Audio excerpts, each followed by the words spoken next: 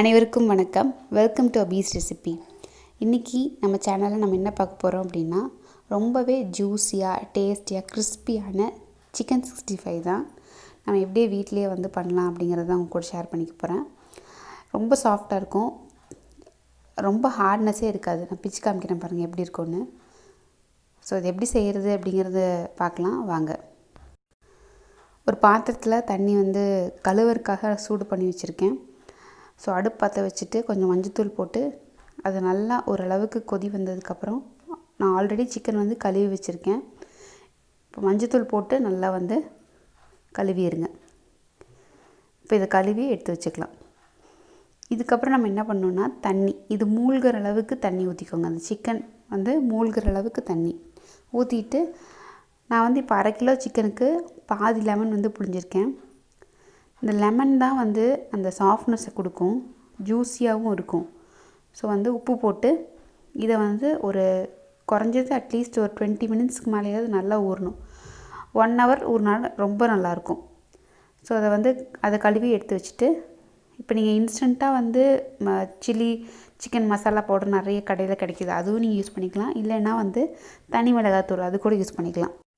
தண்ணிக்கு பதிலாக நம்ம தயிர் தான் சேர்க்க போகிறோம். இதில் தயிர் பார்த்திங்கன்னா 1/4 கப் போதும். அதுக்கப்புறம் ஒரு 2லேருந்து 3 டேபிள் ஸ்பூன் அரிசி மாவு, கார்ன்ஃப்ளவர் மாவு 1 டேபிள் ஸ்பூன், அப்புறம் இஞ்சி பூண்டு பேஸ்ட். ஸோ இதெல்லாம் நம்ம செய்கிறதுனால இன்ஸ்டன்ட் மசாலா சேர்க்குறோன்னு கம்பல்சரி கிடையாது.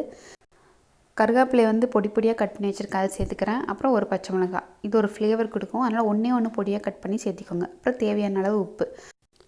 இன்ஸ்டன்ட் மசாலா சேர்க்குறீங்க அப்படின்னா அதில் ஆல்ரெடி உப்பு இருக்கும். ஸோ நம்ம தயிர், சோள மாவு, அரிசி மாவு அதெல்லாம் சேர்க்கறதுனால அதுக்கு தகுந்த மாதிரி கம்மியாக உப்பு சேர்த்திங்கன்னா போதும். இப்போ நல்லா மிக்ஸ் பண்ணியாச்சு. இப்போ இதை நல்லா ஒரு 1 ஹவராவது ஊறணும். மினிமம் 1 ஹவர் ஊறணும்.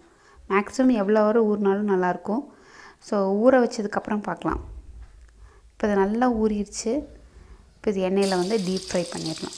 எப்போவுமே எண்ணெயில் நீங்கள் போடும்போது எண்ணெய் சூடாக இருக்கணும். அடுப்பு பார்த்திங்க அப்படின்னா இப்போ இது போடும்போது கொஞ்சம் லோவில் வச்சுக்கணும். அப்போ தான் உங்களுக்கு திருப்பும் போது ஒட்டாமல் வரும். நீங்கள் போட்டதுக்கப்புறம் சிம் பண்ணி வச்சுக்கணும்.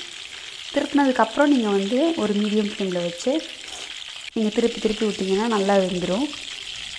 ஒரு 5 மினிட்ஸ்லேயே நல்லா புரிஞ்சிடும். உள்ளேயும் நல்லா வெந்திருக்கும். எடுத்துகிட்டு காமிக்கிறேன் பாருங்கள். நம்மளுக்கு ரொம்பவே டேஸ்டியான ஜூஸியான கிறிஸ்பியான சிக்கன் 65 ரெடி ஆகிடுச்சு.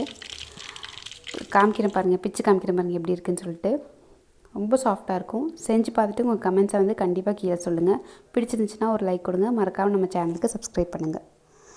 Stay healthy, be happy. Thank you.